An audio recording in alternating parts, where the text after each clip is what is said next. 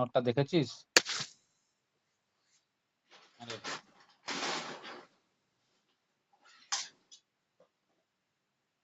নোটটা সবাই print out করে নিস, প্রচুর দরকার। আবার এসি ড্রাইভে প্রচুর দরকার ওটা। আমি কিছু কিছু জায়গায় ইকুয়েশন স্টেপ জাম্প করব, সেই ইকুয়েশন গুলো ওখান থেকে ধরতে হবে।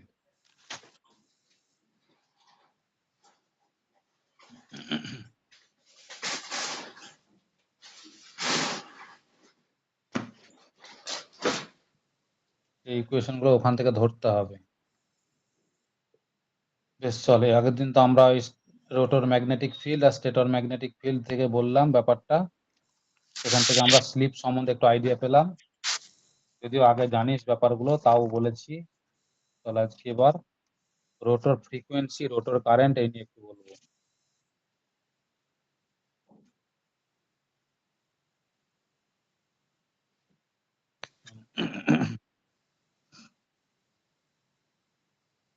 এখন ধরে নে এটা আমার কাছে স্টেটর, থ্রি ফেজ ইন্ডাকশন মোটরে এটা আমার কাছে স্টেটর। স্টেটরে আমার আছে কি? স্টেটরে তো আমরা সাপ্লাইটা কোথায় দেবো? থ্রি ফেজ ইন্ডাকশন মোটরে স্টেটরে সাপ্লাইটা দেবো স্টেটরে, তাই তো? আর স্টেটরে সাপ্লাই যেটা দেবো সেটা থ্রি ফেজ এসি, আর ওয়াই বি, তিনটে ফেজ থাকবে, যেখানে কোনো নিউট্রাল থাকবে না, ডেল্টা কানেকশনে। আমরা সেই তিনটে ফেজ সাপ্লাই কোথায় দেবো? স্টেটরে। এই যে স্টেটরে তিনটে ফেজ আমরা সাপ্লাই দিচ্ছি, কোথায় দিচ্ছি? তো স্টেটরের তিনখানা কয়েলে, একটা কয়েল, একটা কয়েল আর এই একটা কয়েল, তিনটে ওয়াইন্ডিং এ। এই তিনটে ওয়াইন্ডিং কিসে কানেক্টেড? অর্থাৎ ডেল্টাতে। যখনই এই তিনটে ওয়াইন্ডিং এ আমি থ্রি ফেজ সাপ্লাইটা আমি অ্যাপ্লাই করব, আমার কি হচ্ছে? একটা রোটেটিং ম্যাগনেটিক ফিল্ড তৈরি করছে। যে রোটেটিং ম্যাগনেটিক ফিল্ডটা এক মিনিটে যে পাকে ঘুরবে সেটাকে বলি আমরা সিনক্রোনাস স্পিড। আর সেটাকে আমরা থ্রি ফেজ ইন্ডাকশন মোটরে এনএস দ্বারা রিপ্রেজেন্ট করেছিলাম, তাই তো? এখন আমরা সেই সিনক্রোনাস স্পিডটাকে রিপ্রেজেন্ট করব আমরা ওমেগা এস দ্বারা। এনএস আর ওমেগা এস এর মধ্যে একটা সম্পর্ক আছে। ওমেগা এস কথার অর্থটাই হচ্ছে টু পাই এন এস।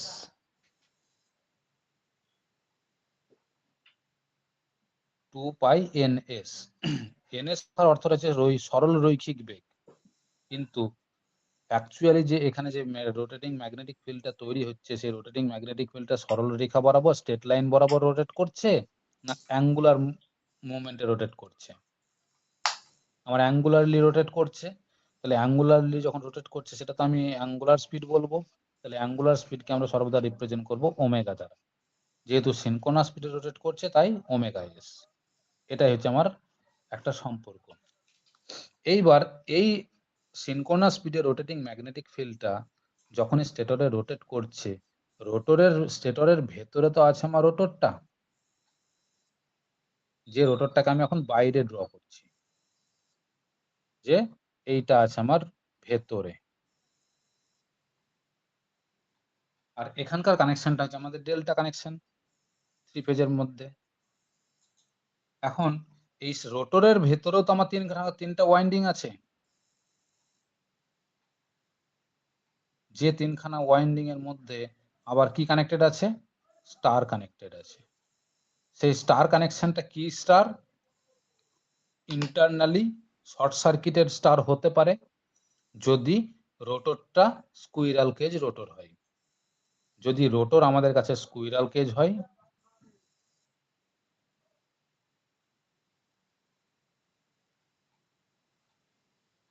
যদি রোটর আমাদের কাছে স্কুইরাল কেজ হয়, তাহলে স্টার, যে রোটরের যে কন্ডিশনটা, তিনটে ফেজের মধ্যে যে কন্ডিশনটা, সেটা কি? Star connection. কিন্তু সেই স্টারটা কি? Internally short circuited star. ভালো করে এগুলো মাথায় ঢোকা, কিন্তু বলছি, বারবার বলছি। যদি বুঝতে না পারিস আমাকে সাথে সাথে রিপ্লাই করবি। দেখ ডিসি মোটরের ড্রাইভস পড়তে গিয়ে দেখেছি আমরা খুব সিম্পল ব্যাপার ছিল, কিন্তু এখানে কিন্তু এসি মোটরের ড্রাইভস কিন্তু সিম্পল ব্যাপার হবে না, খুব ক্রিটিক্যাল ব্যাপার কিন্তু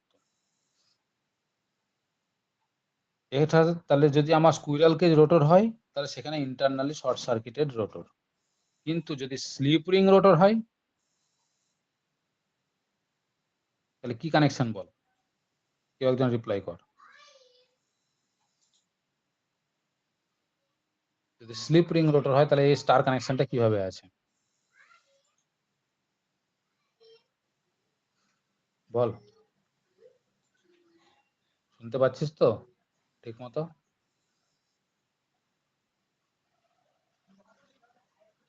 একবার কেউ রেসপন্স তো দে, হ্যাঁ কি না। আমি তো বুঝতে পারছি না, পড়িয়ে চলে যাচ্ছি।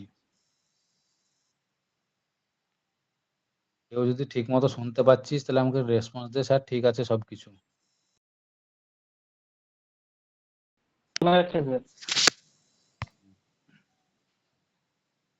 তাহলে এটা যদি স্লিপ রিং রোটর হয় তাহলে আমার কাছে স্টার কানেকশনটা হচ্ছে externally short circuited star connection. এবার এক্সটার্নালি শর্ট সার্কিটেড স্টার কানেকশনটা কিভাবে মনে পড়ছে তোদের?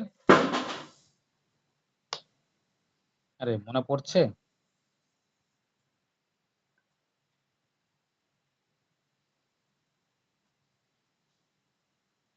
এগুলো সব মনে পড়া, আমি দেখ আবার তোদেরকে দেখাচ্ছি। এগুলো সব মনে পড়া রে। থ্রি ফেজ ইন্ডাকশন মোটর নিয়ে সারা জীবন কাজ করতে হবে যদি।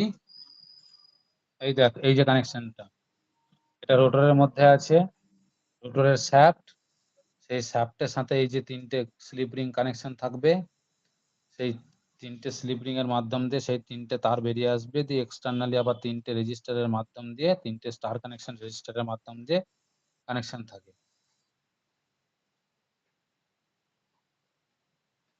এই জায়গাটা মনে কর, পড়িস কিন্তু, বারবার বলছি, এই যে নোটটা দিয়েছি সেই নোটটা কিন্তু পড়িস, যে যে জায়গাগুলো দিয়েছি।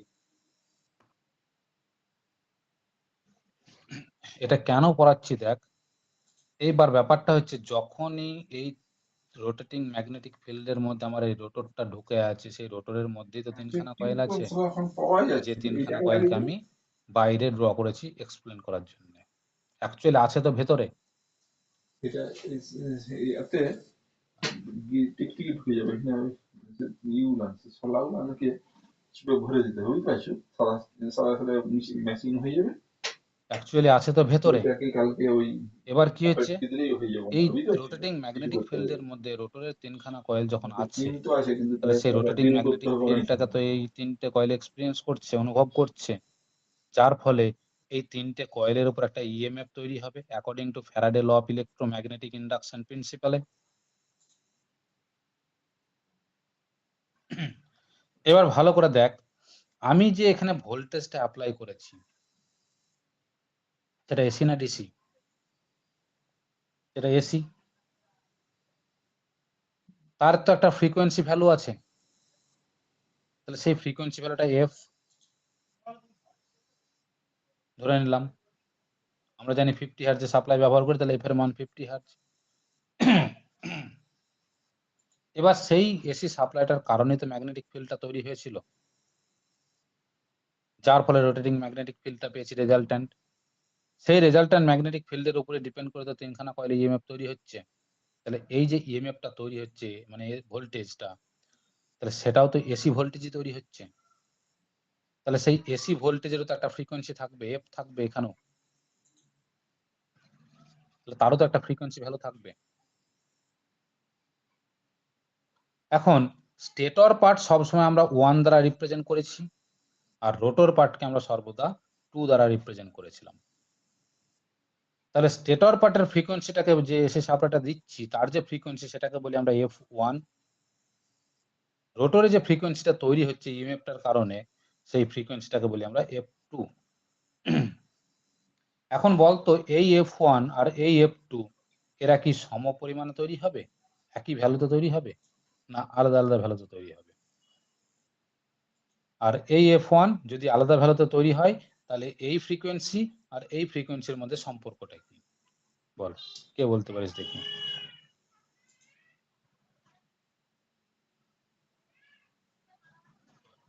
যে ফ্রিকোয়েন্সিটা আমি সাপ্লাই দিচ্ছি আর যে ফ্রিকোয়েন্সিটা আমার তৈরি হচ্ছে, এই দুটো ফ্রিকোয়েন্সির মধ্যে যদি আলাদা কোনো ভ্যালু তৈরি হয় তাহলে সেই ভ্যালুটার মধ্যে রিলেশনটা কি, আর যদি সেম ভ্যালু তৈরি হয় তাহলে বল কেন সেম ভ্যালু, আর যদি ডিফারেন্স ভ্যালু তৈরি হলে তাহলে কেন difference.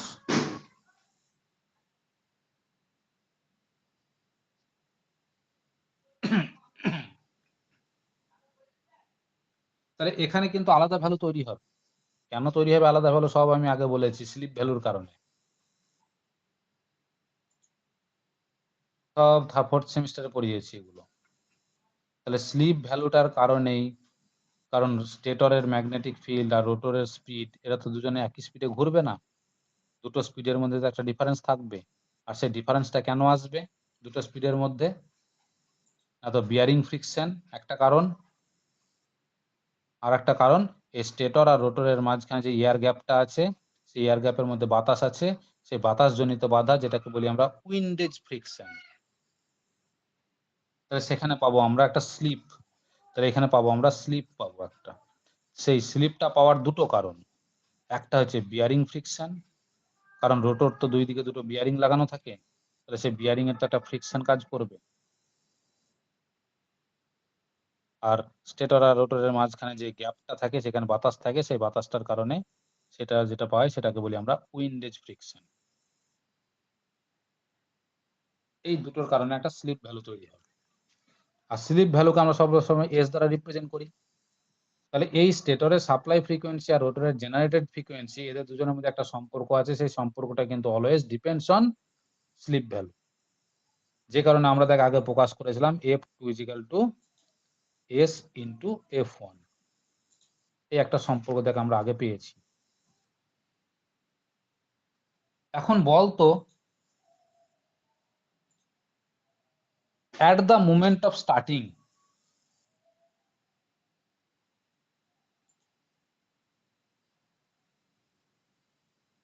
at the moment of starting অর্থাৎ যে মুহূর্তে আমি মোটরটাকে স্টার্ট করতে চাইছি সেই মুহূর্তে তো সাপ্লাইটাকে অন করব, সুইচটা অন করব। যেই সুইচটা অন করলাম সাথে সাথে কি মোটর ঢুকবে, ঘুরতে শুরু করবে? না, মোটরটা ঘোরার জন্য ফ্র্যাকশন অফ মিলি সেকেন্ড একটা সময় লাগবে। এই যে ফ্র্যাকশন অফ মিলি সেকেন্ড একটা সময় লাগবে, কারণ যখন দেখ আমরা দৌড় প্রতিযোগিতাতে অংশগ্রহণ করি তখন হুইসেল বাজানোর সাথে সাথে কি তোরা ছুটতে শুরু করিস? না, হুইসেল যখন বাজানো হয় সেই হুইসেলের আওয়াজটা কানে ঢোকে, কান থেকে ব্রেনে পৌঁছায়, ব্রেন আমাদেরকে রেসপন্স দেয় যে এবার ছোট হাত পা নিয়ে, তারপর আমরা ছুটতে শুরু করি। তাহলে হুইসেলের আওয়াজটা যখন কানে ঢুকছে, কানে ঢুকতে যে হুইসেলটা বাজাচ্ছে তার কাছ থেকে আমার কানে এসে একটা হুইসেলের আওয়াজটা পৌঁছাতে একটা সময় লাগে, সেটা মাইক্রো সেকেন্ডও হতে পারে, কিন্তু একটা সময় লাগে।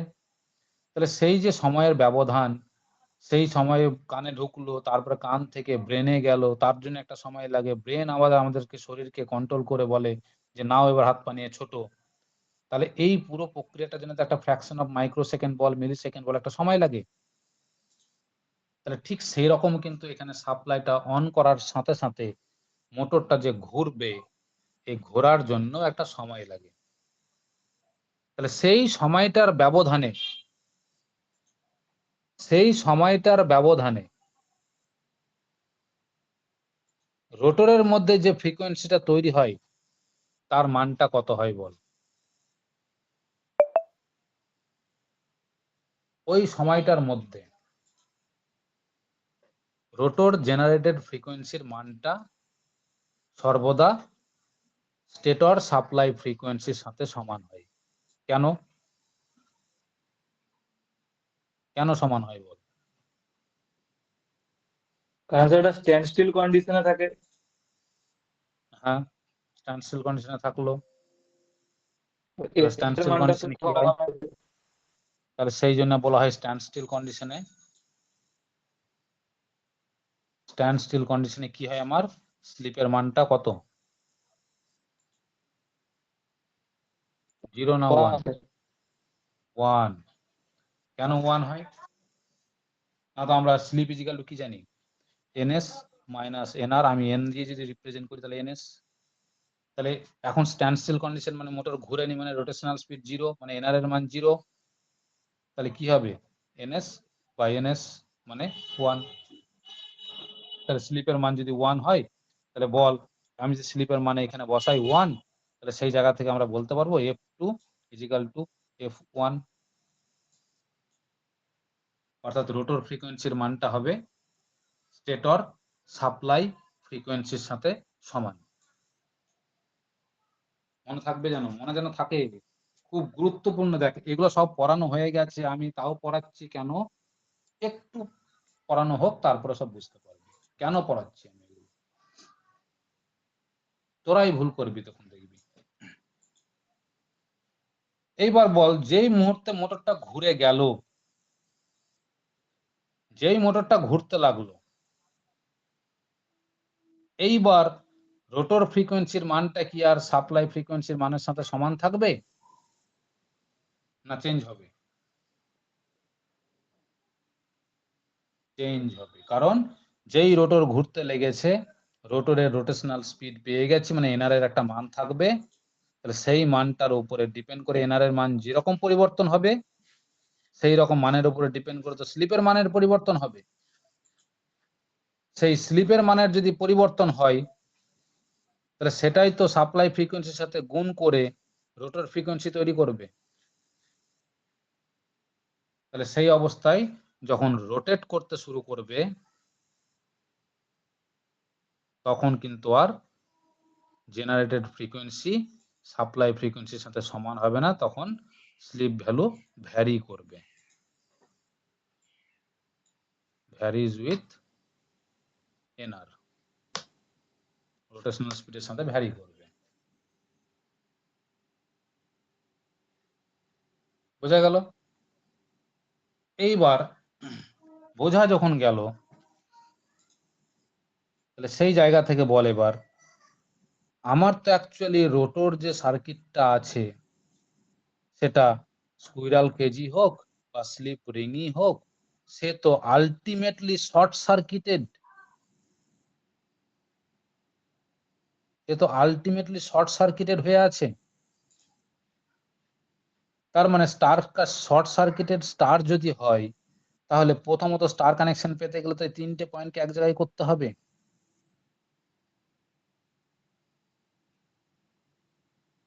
এই 3টে পয়েন্ট এক জায়গায় হবে আমার ইন্টারনালি কানেকশন, আর এই যে 3টে পয়েন্ট, তারা থ্রু রেজিস্টার হয়ে বাইরে এক্সটার্নালি কানেকশন হবে এরকম।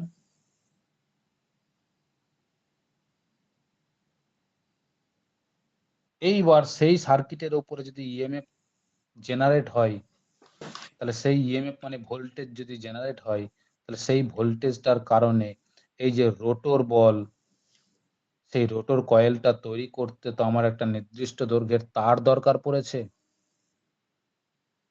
তাহলে সেই যে রোটর কয়েলটা আছে বা রোটর ওয়াইন্ডিংটা আমার কাছে আছে, সেই রোটর ওয়াইন্ডিংটা যেটা আছে, সেই রোটর ওয়াইন্ডিংটা তৈরি করতে তো আমার একটা নির্দিষ্ট দৈর্ঘ্যের তার দরকার পড়েছে। সেই তারের তো আমার একটা নির্দিষ্ট লেন্থ আছে, যেটাকে আমরা এল ভ্যালু বলি। সেই তারের তো একটা ক্রস সেকশন আছে, যেটাকে আমরা এ বলি। সেই তারের একটা রেজিস্টিভিটি প্রপার্টি আছে, যেটাকে রো বলি। তাহলে এই রো এল কে গুণ করে এ দিয়ে ভাগ করে যেটা পাবো, সেটাই তো এই রেজিস্ট্যান্স ভ্যালুটা পাবো এই তারের। আর সেই রেজিস্ট্যান্স ভ্যালুটা কোথায় আছে? তারের মধ্যে আছে, আর সেই তার দিয়ে আমি কয়েল তৈরি করেছি। তাহলে অ্যাকচুয়ালি রেজিস্ট্যান্স ভ্যালুটা কোথায় কাজ করছে? রোটর কয়েলে। এখন রোটর কয়েলে যে রেজিস্ট্যান্সটা কাজ করছে, রোটর কয়েলকে রেজিস্ট্যান্স ভ্যালুটা বোঝানোর জন্য, রোটরকে বোঝানোর জন্য 2 ব্যবহার করেছি, 2 ব্যবহার করেছি। তাহলে সেই জন্য রোটর কয়েলের রেজিস্ট্যান্সটাকে রিপ্রেজেন্ট করার জন্য আমরা R2 ব্যবহার করব। তাহলে এই যে রোটর কয়েলে যখন ইএমএফটা তৈরি হচ্ছে, রোটর কয়েলে একটা রেজিস্ট্যান্স কাজ করছে। আবার দেখ, তারকে যখন আমি গোল গোল করে পাকিয়েছি, তাহলে সেখানে একটা ইন্ডাকট্যান্স ভ্যালু কাজ করবে, কয়েল। তাহলে ইন্ডাকট্যান্স ভ্যালু কাজ করবে, সেই ইন্ডাকট্যান্স ভ্যালু যখন ফ্রিকোয়েন্সির উপরে কাজ করবে, ইন্ডাকট্যান্স থেকে যে প্রপার্টিটা পাই সেটাকে তো বলি আমরা রিঅ্যাকট্যান্স এক্স। তাহলে রোটর কয়েলে একটা রেজিস্ট্যান্স ভ্যালু আছে যেটা ওহম ভ্যালু, রোটর কয়েলে একটা রিঅ্যাকট্যান্স ভ্যালু আছে সেটা x2 বলবো, তাহলে সেই x2 টাও একটা ওহম ভ্যালু।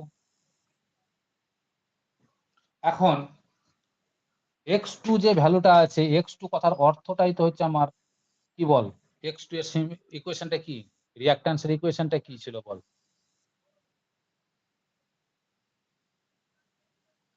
2πfl, তাই তো? রিঅ্যাকট্যান্সের এটা তো ইকুয়েশন, ভুলে গেছিস? তাহলে দেখ রিঅ্যাকট্যান্স ভ্যালু যেটা তৈরি হচ্ছে কয়েলের মধ্যে, সেই রিঅ্যাকট্যান্স ভ্যালুটাও দেখ আবার ফ্রিকোয়েন্সির সাথে ডিপেন্ডেন্ট। কোন ফ্রিকোয়েন্সি? না তো রোটর জেনারেটেড ফ্রিকোয়েন্সির উপরে ডিপেন্ডেন্ট। এখন রোটর জেনারেটেড ফ্রিকোয়েন্সি মানে f2, সেই f2 আবার s ইন্টু f1, মানে সেই f2 টা আবার স্লিপের উপরে ডিপেন্ডেন্ট। তাহলে রোটর ফ্রিকোয়েন্সি যদি স্লিপের উপরে ডিপেন্ডেন্ট হয়, স্লিপ আবার যদি ডিপেন্ডেন্ট হয় স্পিডের উপরে, তাহলে স্লিপ তো আবার ডিপেন্ডস অন স্পিড, তাই তো?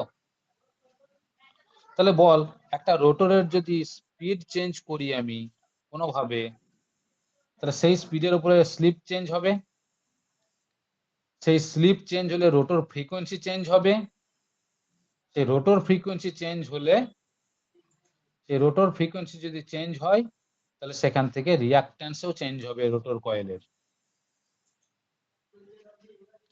তাহলে রোটর কয়েলের যে রিঅ্যাকট্যান্স ভ্যালুটা সেটা তো আলটিমেটলি ডিপেন্ডস অন স্পিড। তাহলে রোটর কয়েলের রিঅ্যাকট্যান্স ভ্যালু যদি ডিপেন্ডস অন স্পিড হয়, তাহলে বল রোটর কয়েলের রিঅ্যাকট্যান্স ভ্যালু স্ট্যান্ড স্টিল কন্ডিশনে যা মান পাবো, রোটেট করতে লাগলে রিঅ্যাকট্যান্সের মান কি সেটাই পাবো না আলাদা হবে?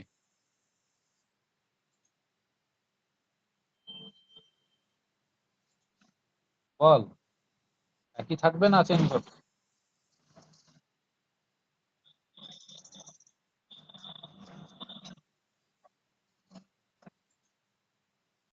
আরে রেসপন্স দে, বুঝতে পারছিস না সেটাও বল। তোদের বুঝতে কি অসুবিধা হচ্ছে? আরে এইটুকু তো রেসপন্স দে, তোদের বুঝতে অসুবিধা হচ্ছে নাকি বল। বুঝতে পারছিস তো ব্যাপারটা?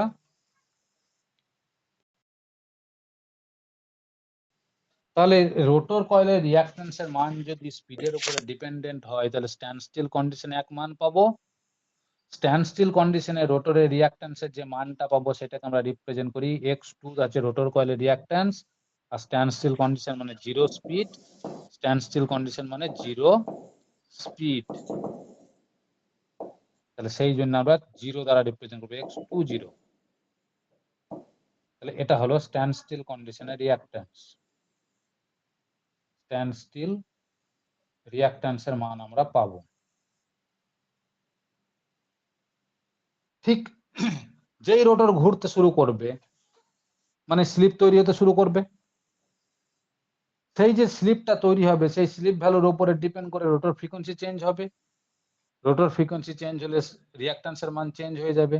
তাহলে এই অবস্থায় অর্থাৎ রোটেট অবস্থায় যে রিঅ্যাকট্যান্সের মানটা পাবো সেটাকে বলবো আমরা x2, স্লিপ কন্ডিশন ঘুরছে মানে স্লিপ আছে সেই জন্য বলবো x2s, এটাকে বলবো আমরা রোটেটিং অবস্থায়, রোটেটিং কন্ডিশনে রিঅ্যাকট্যান্স।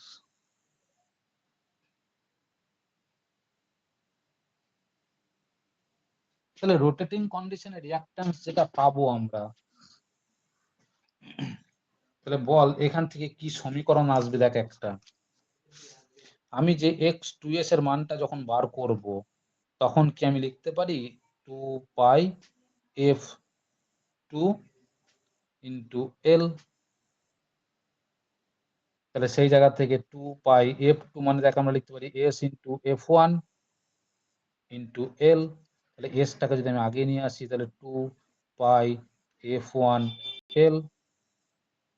আবার x20 টাকে যদি আমি রিপ্রেজেন্ট করি তাহলে সেটা দেখ 2 পাই f2 ইন্টু এল। তাহলে এই ক্ষেত্রে যদি দাঁড়িয়ে থাকা অবস্থায় স্ট্যান্ড স্টিল অবস্থায়, তাহলে স্ট্যান্ড স্টিল অবস্থায় রিঅ্যাক্টর রোটর ফ্রিকোয়েন্সির মান কত হয়? f1, কারণ স্ট্যান্ড স্টিল কন্ডিশনে f2 ইজিক্যাল টু তো f1 আমরা আগেই দেখে এসেছি।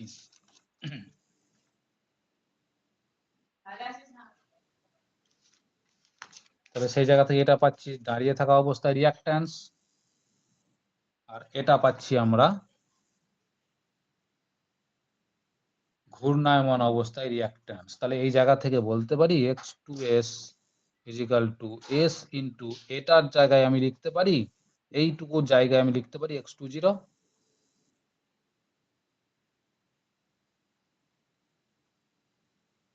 তাহলে এই সমীকরণটাও ভালো করে মাথায় রেখে দে। এবার দেখ এই জায়গা থেকে রোটর কয়েলের রেজিস্ট্যান্সের মান কি পরিবর্তনশীল?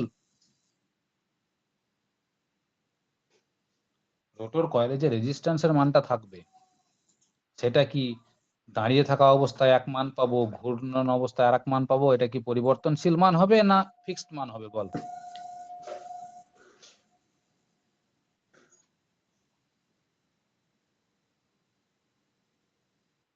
বল।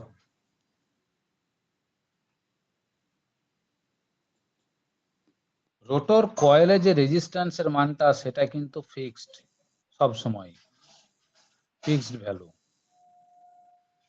এর কোন রকম স্পিডের উপরে ডিপেন্ড নয়। কেন ডিপেন্ড নয়? না তো রেজিস্ট্যান্সের মান পরিবর্তন হতে গেলে কাকে পরিবর্তন হতে হবে? হয় রো কে পরিবর্তন হতে হবে, নাহলে এল কে পরিবর্তন হতে হবে, নাহলে এ কে পরিবর্তন হতে হবে। এখন একটা কয়েল যদি বানাতে আমার 1000 পাক দরকার হয়, সে 1000 পাক কয়েলের জন্য যদি আমার 1 কিলোমিটার তারের দরকার পড়ে, তাহলে দাঁড়িয়ে থাকা অবস্থায় 1 কিলোমিটার তার আছে 1000 পাক, যেই মোটর ঘুরতে লাগবে তখন কি তারের দৈর্ঘ্য বেড়ে 2 কিলোমিটার হয়ে যাবে নাকি থাকবে?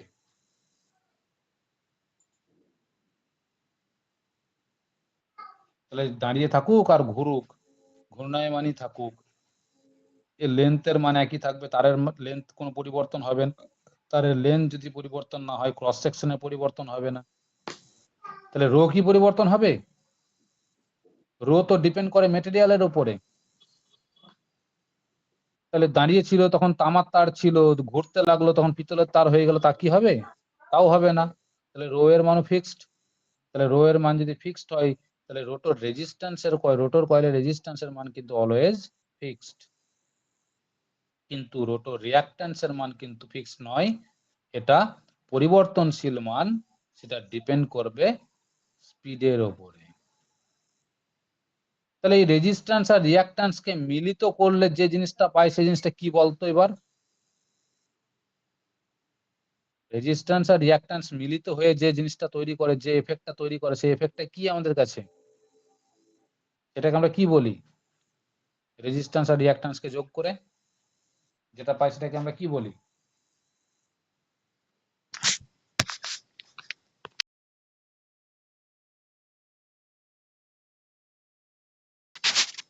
তাহলে রোটর কয়েলের একটা ইম্পিডেন্স আমরা পাবো, ইম্পিডেন্সটা কি জেড দ্বারা প্রকাশ করি। তাহলে ইম্পিডেন্স কথার অর্থটাই হচ্ছে রেজিস্ট্যান্সের মান প্লাস রিঅ্যাকট্যান্সের মান। এখন রিঅ্যাকট্যান্সের মান যদি পাই আমরা, তাহলে ইম্পিডেন্সের রিঅ্যাকট্যান্সের মান যদি পরিবর্তনশীল হয়, তাহলে সেটা যখন আমি রেজিস্ট্যান্সের সাথে যোগ করব, তাহলে ইম্পিডেন্সের মানও তো পরিবর্তনশীল হবে।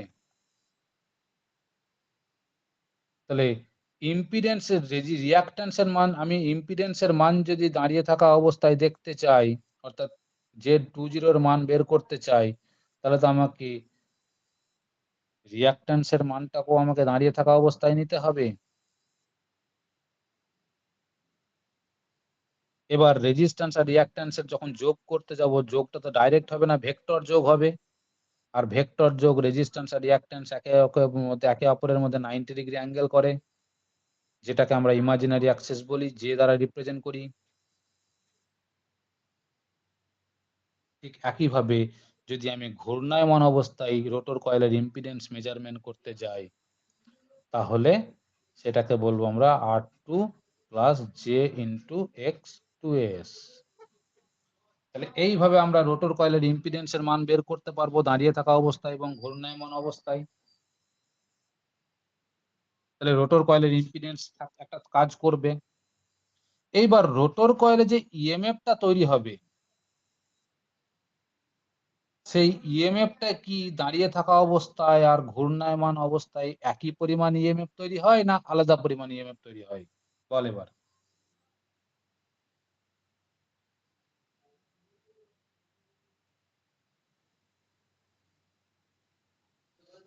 সেটাও যেহেতু আমাদের দেখতে পেলাম সবকিছুই ডিপেন্ড করে স্লিপের উপরে, তাহলে এখানেও ইএমএফটাও ডিপেন্ড করবে স্লিপের উপরে।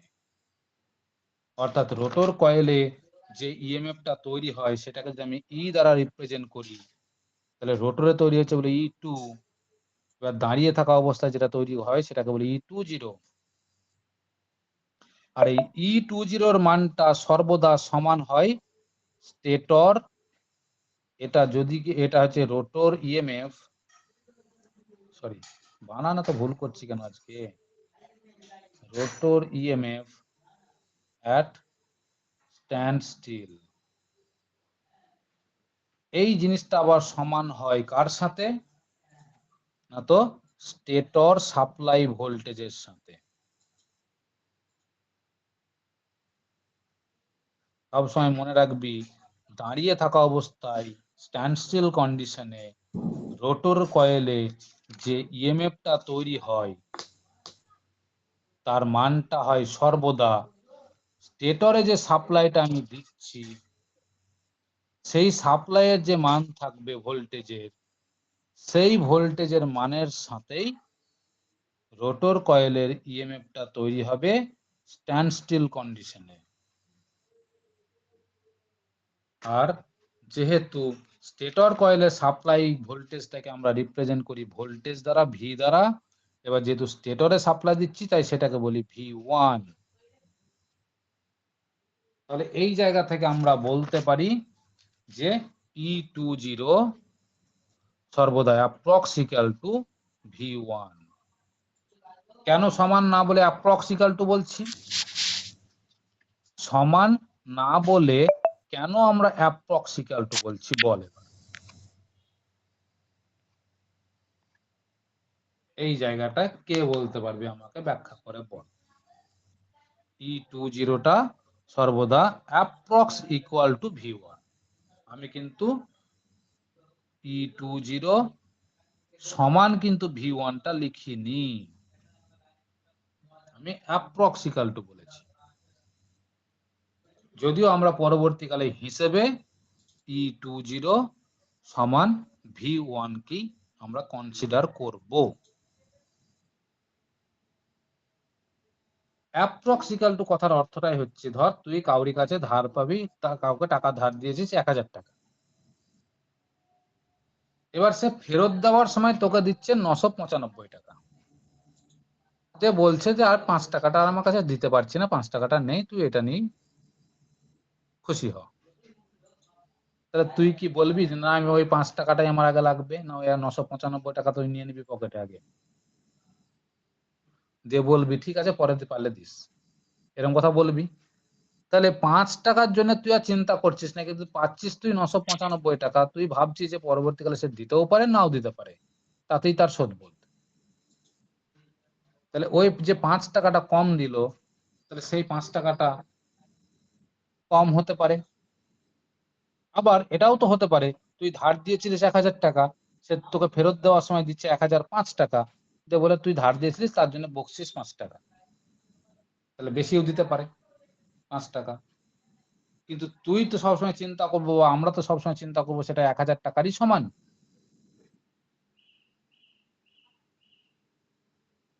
তাহলে সেই 5 টাকার হিসেবটাকে আমরা নগণ্য বা হিসেবের মধ্যে আনি না। তাহলে এক্ষেত্রেও তাই, স্টেটরে যে সাপ্লাইটা দিচ্ছি আর রোটরে যে সাপ্লাইটা তৈরি হচ্ছে, এরা পরস্পরকে বলছি সমান, কিন্তু সমান নয়, প্রায় সমান, এইভাবে প্রকাশ করছি।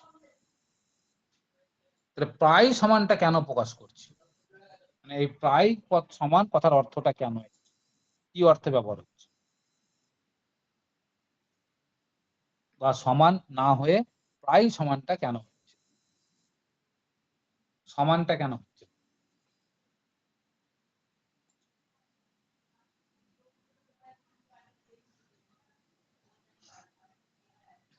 বল।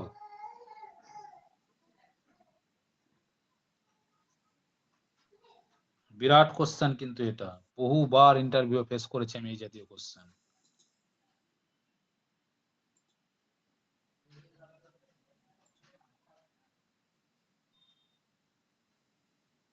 বল একটু, কেউ বল, একটু একটু হিন্টস দে কেউ, তারপর আমি বলে দিচ্ছি।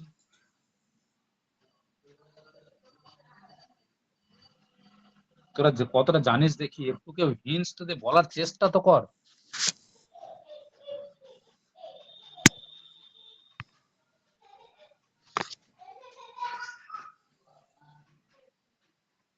আরে একটু বলার চেষ্টা তো কর।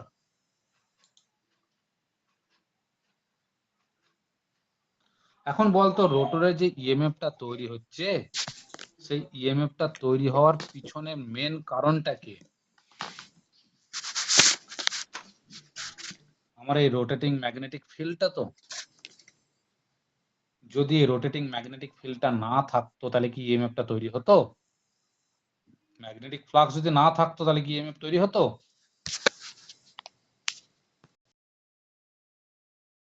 ম্যাগনেটিক ফ্লাক্সটাকে আমার দরকার, যেটাকে বলি ফাই, যেটাকে বলি ফাই এস বা ফাই আর রেজাল্ট্যান্ট। তাহলে এই ফাই রেজাল্ট্যান্টটাকে আমার দরকার। এখন ফাই রেজাল্ট্যান্টটা কোথায় তৈরি হচ্ছে? 3টে কয়েলে। এখন সেই 3টে কয়েলের ম্যাগনেটিক ফ্লাক্স তৈরি করার জন্য তো এই 3টে ফেজ দিয়ে কারেন্ট ঢুকছে। আর কারেন্টটা ঢুকছে কখন? যখনই আমি ভোল্টেজটা দিয়েছি। তাহলে ভোল্টেজটা দেওয়ার ফলে কারেন্ট ঢুকছে, কারেন্ট ঢুকে ম্যাগনেটিক ফ্লাক্স তৈরি করছে। এইখানে যে ম্যাগনেটিক ফ্লাক্সটা তৈরি হচ্ছে, সেই ম্যাগনেটিক ফ্লাক্সটা কি সম্পূর্ণটাই এখানে কাজ করছে? এক আধটা ম্যাগনেটিক ফ্লাক্স কি লিকেজ হয়ে বেরিয়ে পালিয়ে যাচ্ছে না? এক আধটা ম্যাগনেটিক ফ্লাক্স কি লিকেজ হতে পারে না? সাইকেলের চাকাতে তো হাওয়া ভরিস, তারপরে ভলটিউটাকে টাইট করে লাগিয়ে দিস, 1 মাস পরে কি হাওয়া থাকে না কমে যায়?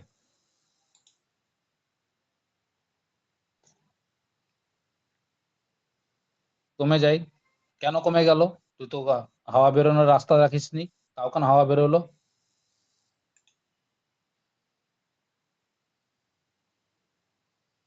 তাহলে ওই টায়ারের মধ্যে যে অতি সূক্ষ্ম সূক্ষ্ম ছিদ্রগুলো আছে, যেগুলোকে মাইক্রোস্কোপিক যন্ত্র ছাড়া দেখা যাবে না, খালি চোখে যেটা আমরা বুঝতে পারবো না, বাট সেগুলো হচ্ছে আমাদের ম্যানুফ্যাকচারিং ডিফেক্ট। অর্থাৎ যতটাই আমরা প্রপারলি তৈরি করি না কেন, এই রকম ডিফেক্ট আমাদের হিউম্যান বিংস সবসময় ঘটিয়ে যাবে। তাহলে সেখান থেকে হাওয়া যেমন বেরোতে পারে, এখানে যখন ম্যাগনেটিক ফ্লাক্সটা তৈরি করছে, সেই ম্যাগনেটিক ফ্লাক্সটা ক্যারি করার জন্য কে আছে? আমার ওই আয়রন ফ্রেম তো। কয়েলগুলোকে কোথায় প্লেস করি? আয়রন ফ্রেমের উপরে তো, আয়রন কোরের উপরে তো। তাহলে সে আয়রন কোর মানে লোহার মেটেরিয়াল যেগুলো তৈরি আছে, সেগুলো কি একদম পিওর মেটেরিয়াল? তার মধ্যে কি কোনো রকম দূষিত পদার্থ নেই, অশুদ্ধ নেই? তাহলে সেই অশুদ্ধ গুলো কি একটু বাধা সৃষ্টি করবে না ম্যাগনেটিক ফ্লাক্সকে প্রবাহিত হওয়ার পথে? সেই বাধা সৃষ্টির জন্য এক আধটা ম্যাগনেটিক ফ্লাক্স কিন্তু বাইরে বেরিয়ে পালাতে পারে। তাহলে যে ম্যাগনেটিক ফ্লাক্সটা বাইরে বেরিয়ে পালিয়ে যাবে, তাকে কি আমি আর এই রেজাল্ট্যান্টের হিসেবে আনতে পারবো না? সেই ম্যাগনেটিক ফ্লাক্সটা ভেতরে গিয়ে, বাইরে বেরোনোর আগে ও ভেতরে গিয়ে ইএমএফ তৈরি করে বেরিয়ে যাবে। তাই কি করবে? ও কি আর বলে করবে যে নিয়ে আমাকে তাড়াতাড়ি কাজ করিয়ে নাও, আমি পালিয়ে যাব বলে রোটরে ঢুকবে গিয়ে? তাও ঢুকবে না। ও একাধটা বেরিয়ে পালিয়ে যাবে। যত বড় ইনস্টিটিউট হোক না কেন, ভালো কলেজ হোক না কেন, সেখানে দেখ একাধটা বদমাস ছেলে থাকেই। সেই বদমাস ছেলের কাজই হচ্ছে ক্লাস ঠিক মতো করে না করা, বাইরে বাইরে পালিয়ে যাওয়া। তাহলে ঠিক এখানেও সেরকমই ঘটবে, একাধটা ম্যাগনেটিক ফ্লাক্স কিন্তু বাইরে বেরিয়ে পালিয়ে যাবে। এই যে ম্যাগনেটিক ফ্লাক্স গুলো বাইরে বেরিয়ে পালিয়ে যাবে, তারা তো আর ইএমএফ তৈরি করতে সাহায্য করবে না, কিন্তু এই ম্যাগনেটিক ফ্লাক্সটাকে তৈরি করার জন্য তো এই ভোল্টেজটা আমাকে দিতে হয়েছে। তাহলে সেই ভোল্টেজের কারণে তো ম্যাগনেটিক ফ্লাক্সটা, কারেন্ট ঢুকেছে বলেই ম্যাগনেটিক ফ্লাক্সটা তৈরি হয়েছে। কিন্তু সেই ম্যাগনেটিক ফ্লাক্সের মধ্যে কয়েকজন পালিয়ে গিয়েছে, যার ফলে আর তারা ইএমএফটা গিয়ে তৈরি করতে পারেনি। তাহলে এই ইএমএফটা একটু কম তৈরি হবে, যে কারণে আমরা ওই যে কমটা তৈরি হবে, সেই কমটা কিন্তু আমরা হিসেবের মধ্যে যদি না রাখি তাহলে ইজিক্যাল টু ধরি, আর যদি হিসেবের মধ্যে রাখি তাহলে অ্যাপ্রক্স ইকুয়াল টু ধরি।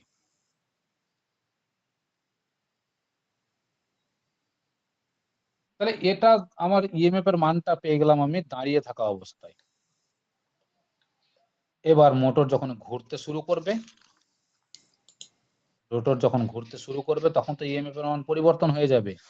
তখন যে রোটেটিং অবস্থায় যে ইএমএফ, অর্থাৎ এই যে মানটা পেলাম, এটা পেলাম স্ট্যান্ড স্টিলে। এবার যখন মোটর ঘুরতে শুরু করবে, রোটেট হয়ে যাবে, রোটেটিং এ আমরা কি পাবো, E20, E2 এর মানটা পাবো স্লিপের উপরে ডিপেন্ড করে, অর্থাৎ স্পিডের উপরে ডিপেন্ড করে, যে মানটা হবে S ইন্টু E20। অর্থাৎ দাঁড়িয়ে থাকা অবস্থায় মানে রোটর সাপ্লাই ভোল্টেজের সাথে স্লিপ গুণ করলে তবেই পাবো আমি ঘূর্ণায়মান অবস্থায় ইএমএফ এর মানটা, রোটেটিং অবস্থায়। এবার যদি আমাকে হিসেব করতে বলে যে দাঁড়িয়ে থাকা অবস্থায়, যেহেতু এবার রোটর কয়েল শর্ট সার্কিটেড এবং স্টার কানেকশন, তাহলে ইএমএফ যখনই তৈরি হবে, তাহলে এই কয়েলের মধ্যে কারেন্ট সার্কুলেট করবে তো, না করবে না?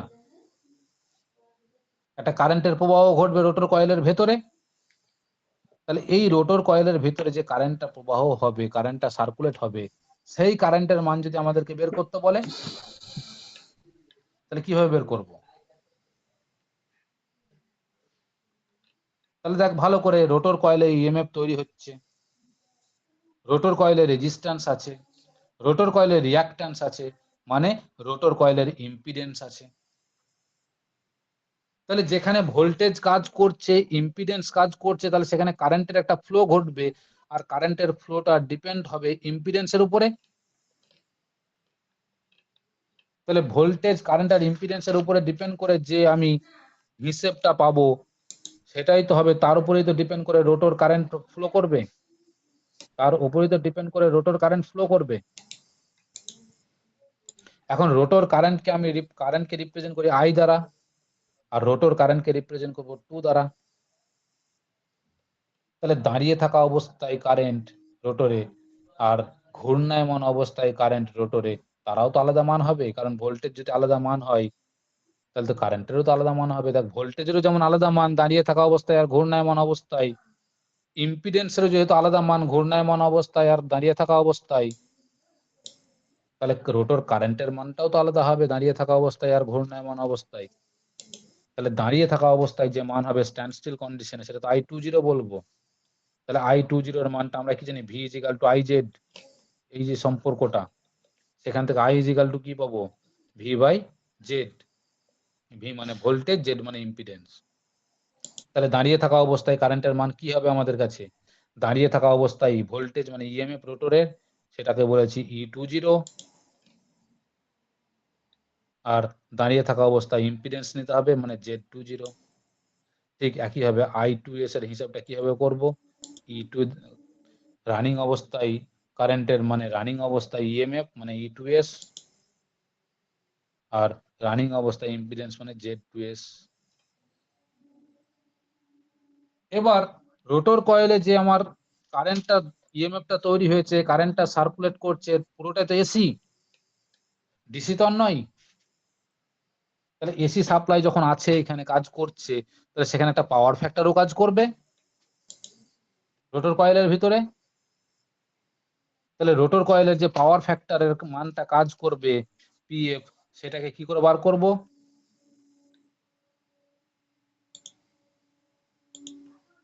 পাওয়ার ফ্যাক্টরের মানে হিসাবটা কি ছিল বল?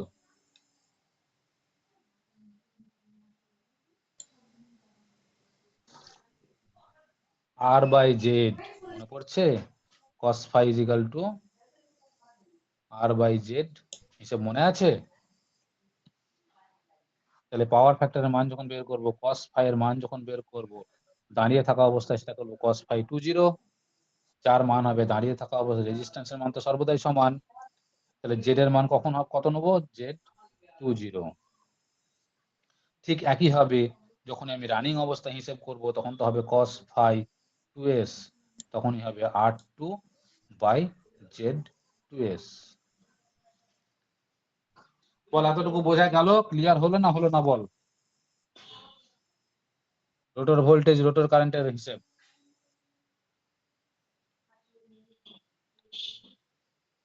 যদিও আগে পড়েছিস, তাও আমাকে রিপিট করতে হবে এই জায়গাটা।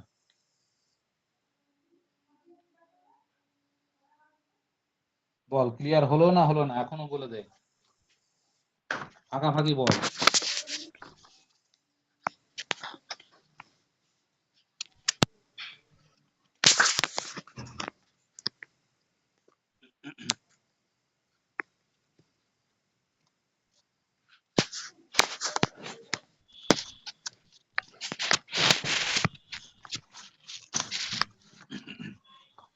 তাহলে এই জায়গাটা বলতে হলো, এর পরের টপিক হবে আমাদের পাওয়ার ফ্লো ইকুয়েশন। পাওয়ার ফ্লোটাকে আমার জানার দরকার এবার।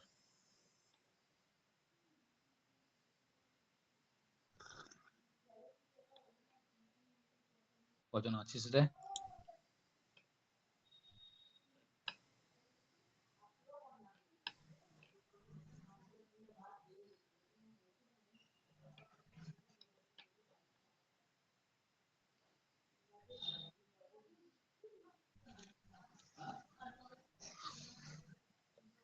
বল, কিছু রেসপন্স দে রে। চুপচাপ শুনে যাচ্ছি সবাই, মুখ বন্ধ করে। কিছু তো রেসপন্স কর। সৌমেন আছিস? সৌমেন,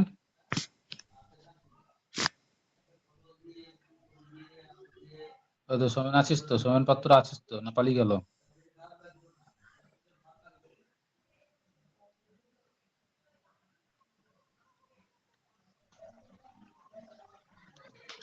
আরে কিছু তো বল।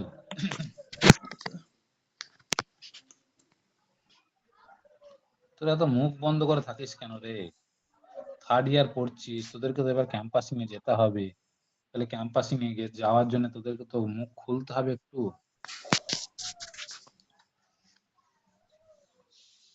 এখন থেকে যদি সেই জায়গাটা, বলার জায়গাটা যদি প্র্যাকটিস না করিস, ভয় পাস বলতে, তাহলে ক্যাম্পাসিং এ কি করবি বলতো? থতমত করে কাঁপবি তো।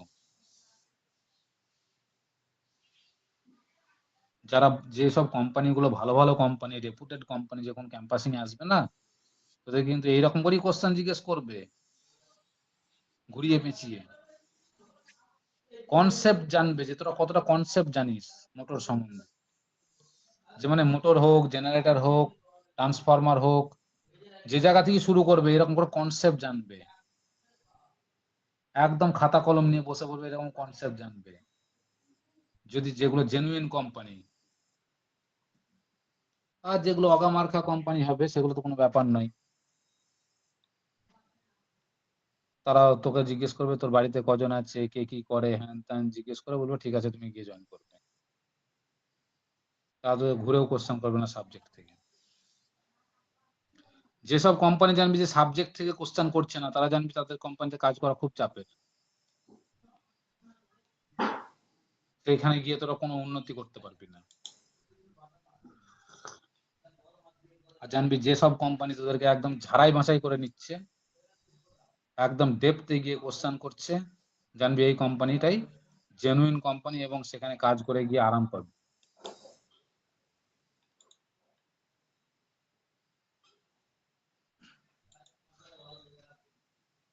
বল বুঝতে পারলি যেটুকু বললাম? সবারই ক্লিয়ার হলো?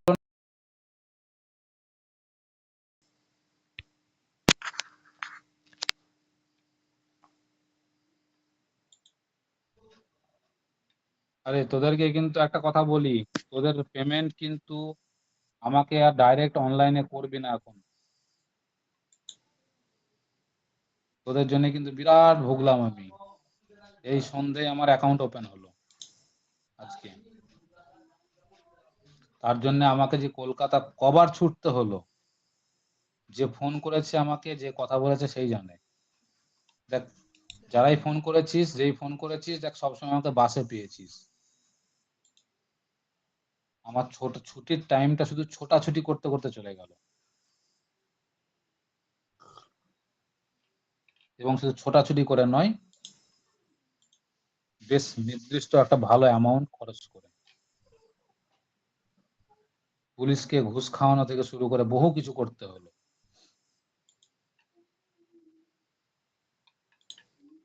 সাইবার ক্রাইম থানার পুলিশকে ঘুষ পর্যন্ত খাওয়াতে হলো এই তার অ্যাকাউন্টটাকে তাড়াতাড়ি ওপেন করার জন্য।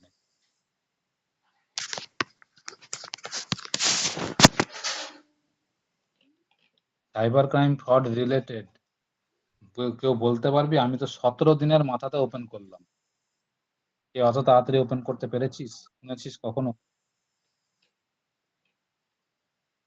সশরীরে প্রেজেন্ট হয়ে 17 দিনের মাথাতে ওপেন করালাম,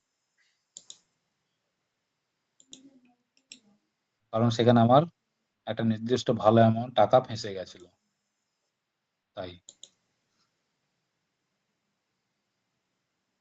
এইরকম করে মানে যাদের দেখ গেম খেলে টাকা জেতা আছে, তারা কিন্তু কখনোই আমাকে সেই অ্যাকাউন্ট থেকে টাকা পাঠাস না যখনই পাঠাতে বললাম। আর হয়তো আমি আমরা রিসেন্টলি খুব তাড়াতাড়ি মেদিনীপুর যেতেও পারি। যদি মেদিনীপুর যায় তাহলে তোদের ঝাড়গ্রামে তোদেরকে দেখা করে আসবো। আমি তখন ডেট দিয়ে দেবো, জানিয়ে দেবো, তখন সেই টাইমে আমাকে পেমেন্টটা ক্লিয়ার করে দিস।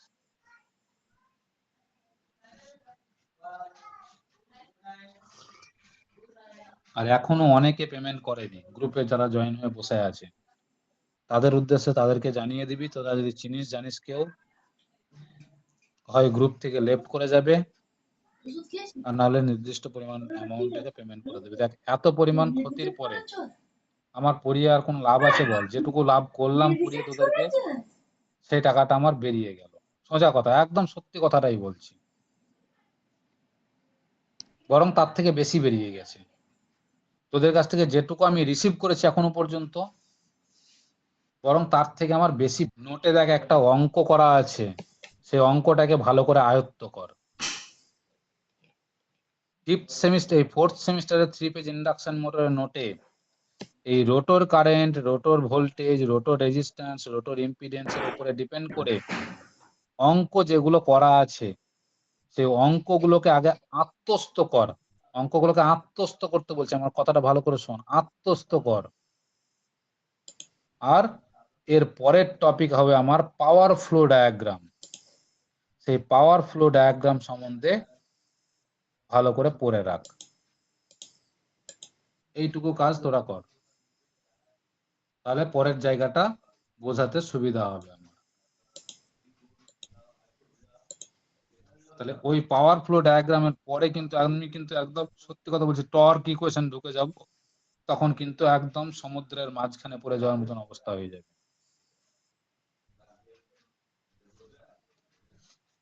তাহলে এই জায়গাগুলো কভার করার আগে তোরা নিজেরা আত্মস্থ করে নে ব্যাপারটাকে।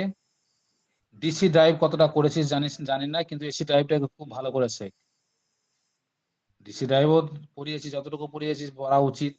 এসি ড্রাইভও ভালো করে শেখ। ডিসি ড্রাইভ থেকে যে অঙ্কগুলো করেছি দেখ ভালো করে মনে করে, কত বড় বড় অঙ্ক হয়েছে এবং কত কঠিন অঙ্ক হয়েছে।